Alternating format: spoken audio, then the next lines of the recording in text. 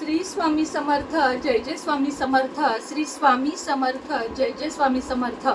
श्री स्वामी समर्थ महाराजांच्या नामस्मरणाने आजच्या व्हिडिओला सुरुवात करूया.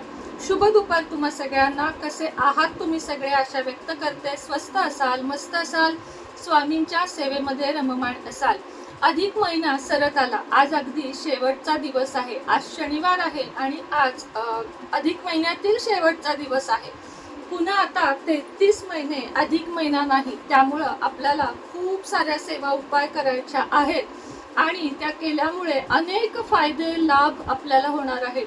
अमावस्या तिथीचे उपायांसाठी आणि सेवेसाठी असे विशेष महत्त्व आहे.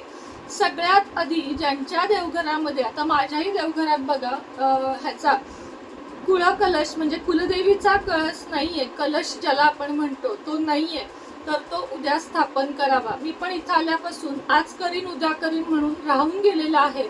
पण आपण जसं सगळ्या देवी देवतांची पूजा करतो त्यामध्ये सगळ्यात जास्त महत्त्वाचं काय असेल तर कुलदेवी नसेल तुमच्या घरात काही कारणानं तरी कुलदेवीचा कलश हा देवघरामध्ये अवश्य म्हणजे अवश्य असावा. कारण बरेच असे कुटुंब आहेत ज्यांना आपली कुलदेवी कोण हेच माहीत नाहीये. अशा लोकांनी कुलदेवी कलशाची स्थापना करावी.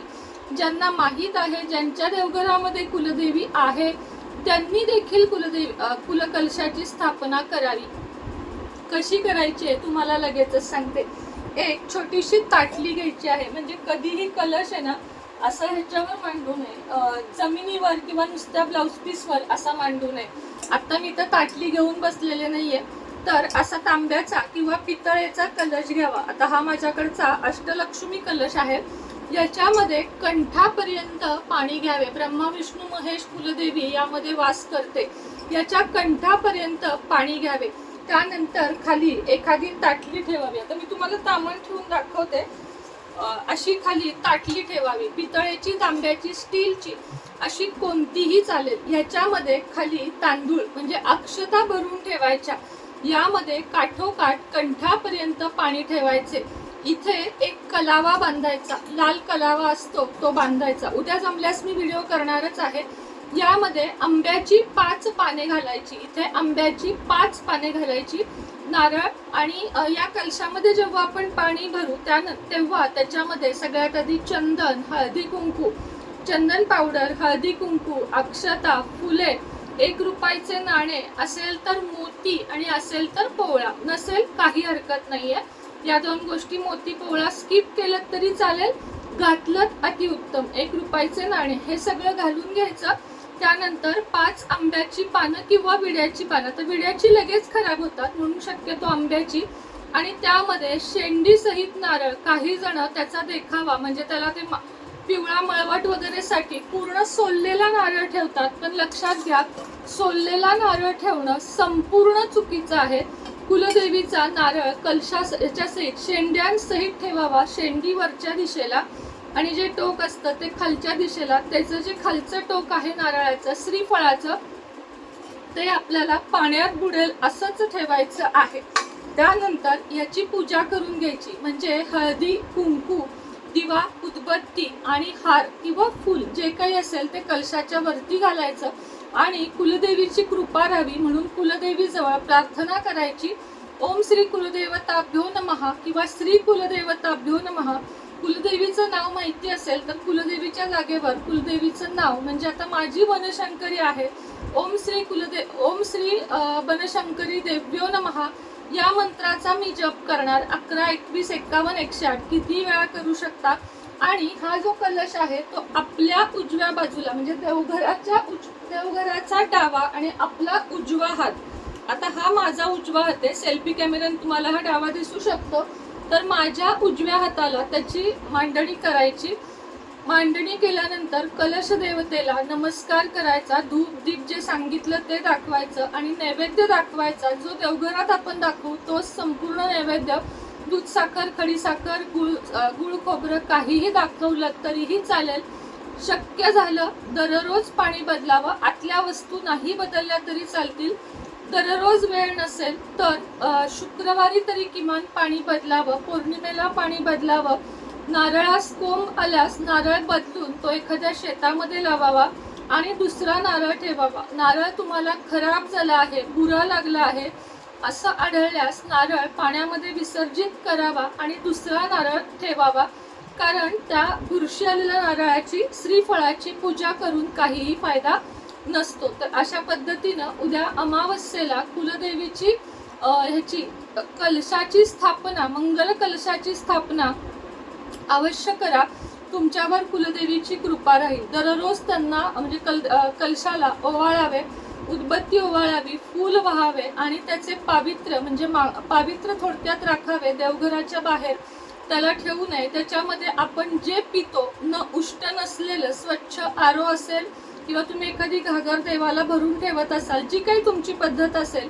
आता माझ्या इथे छोटी घागर भरलेली असते देवाची. मी असं कुठलंही पाणी आणून नाही वापरत, आरोचं पाणी काढते आणि छोटीशी कळशी भरून ठेवते. तर अशा पद्धतीनं त्यामध्ये चांगलं पाणी वापरावं आणि आतल्या वस्तू महिन्यातनं एकदा 2 महिन्यातनं एकदा बदलाव्यात. 1 रुपयाचं नाणं असेल ते दानपेटीत किंवा तुम्ही जिथं तुम्हाला वाटेल तिथं देवाच्या ठिकाणी ठेवावं. पोवळा मोती तोच वापरला तरीही चालतो. आतलं फूल खराब होतं म्हणून शक्यतो पाणी दररोज बदलावं, अन्यथा तुम्हाला शक्य होईल तेव्हा तुम्ही बदलू शकता. आता अमावस्या आहे, उद्या आणि परवा दोन्ही दिवस कर्पूर होम घरामध्ये करायचा आहे. उद्याची अमावस्या दर्श अमावस्या आहे आणि सोमवारची अमावस्या सोमवती अमावस्या आहे. एक नारळ घ्यावा, चांगला पाण्यासहित शेंडीसहित नारळ घ्यावा, देवघरासमोर बसावे, त्याच्यावर 1 कापराची वडी ठेवावी, बाकीच्या आपल्या हातात ठेवाव्यात. 7 कापराच्या वड्या जाळण्याला महत्व आहे. देवघरासमोरच एका तांबणामध्ये, अशा तांबणामध्ये नारळ घ्या, कारण तो नारळ कधी कधी थोडासा पेट घेतो.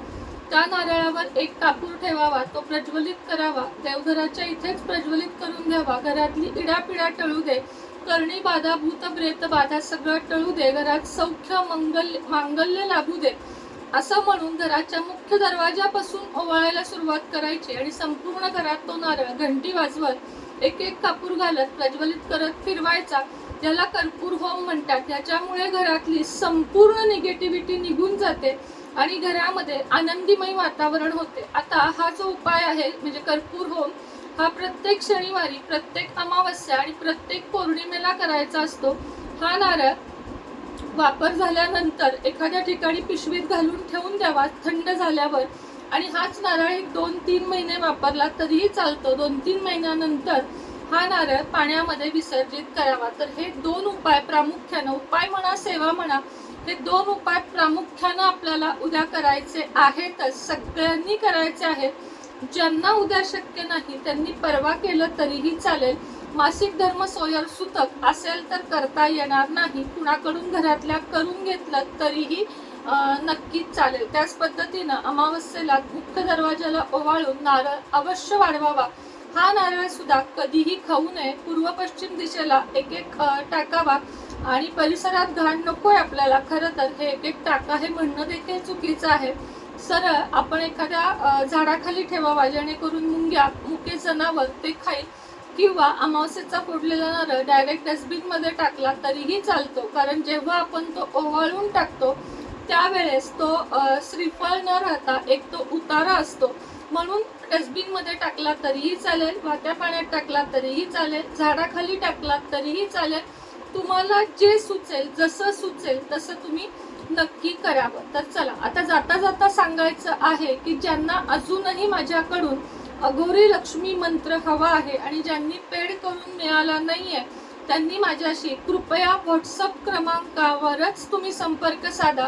व्हिडिओच्या खाली कमेंट न करता व्हॉट्सअपवर कराल तर तुमच्या ऑर्डर तुमच्यापर्यंत लवकरात लवकर पोहोचवल्या जातील. ज्यांना ज्यांना अघोर लक्ष्मी मंत्र हवा आहे, सिद्ध मंत्र, कर्जमुक्ती, नवरा बायकोचे वाद किंवा तुमच्यातले कुठलेही बाकीचे प्रॉब्लेम असतील, घर हवं असेल, कुठलीही नोकरी, काही हवं असेल तर आपण एक अघोरी लक्ष्मी मंत्र देत असतो. वेगवेगळे मंत्र आहेत, शत्रुविनाश, सगळ्या गोष्टींसाठी आहे. तुम्ही माझ्याशी तसा संपर्क साधा, खाली नंबर देत आहे. तो मंत्र पेड आहे, कृपया त्याच्यासाठी मला तसाच द्या ही विनंती करू नका. कारण उपाय मी अनेक देत असते असेच, ज्याला मी 1 रुपयाही कधी कोणाकडूनही घेत नाही. पण काही गोष्टी आहेत ज्या मी दीक्षा घेऊन घेतलेल्या आहेत त्या तुम्हालाही दीक्षा देऊन म्हणजे थोडीशी दक्षिणा देऊनच घ्यावे लागतील. लक्ष्मी कुंचन 2860 रुपयाला आहे आणि त्याबरोबर चक्क 1000 रुपयाचं मनी मॅग्नेट तुम्हाला फ्री आहे काल, आज आणि उद्या. ज्यांना हवे संपर्क साधावा. त्याच पद्धतीने पायराइड मनी मॅग्नेट फिरोजा हे जर तुम्हाला कॉम्बो हवा असेल तो केवळ 2000 रुपयामध्ये आज, उद्या, परवा यामध्ये आहे. कोणत्याही देवी देवतांच्या मूर्ती, लक्ष्मीनारायण मूर्ती तर अगदी देवघरात ठेवाच ठेवा. शाळीग्राम, दक्षिणावर्ती शंख, महाराजांची मूर्ती, दत्त महाराजांची मूर्ती, गणपती, बाळकृष्ण, तुमच्या कोणत्याही कुलदेवीची मूर्ती, तुपाच्या बाती, अगरबत्ती 500 मध्ये 12 मी देत आहे सेलमध्ये. आता धूप कांडी काढलेले आहेत सेलमध्ये, अतिशय सुंदर चंदन, गुलाब, कापूर असे वेगवेगळे आपल्याकडे खूप छान धूप आहेत. तर ते सुद्धा तुम्हाला 130 रुपयाला एक आहे, पण मी 12 तुम्हाला 500 रुपयामध्ये देत आहे. ज्यांना ज्यांना हवा त्यांनी संपर्क साधावा. श्री स्वामी समर्थ.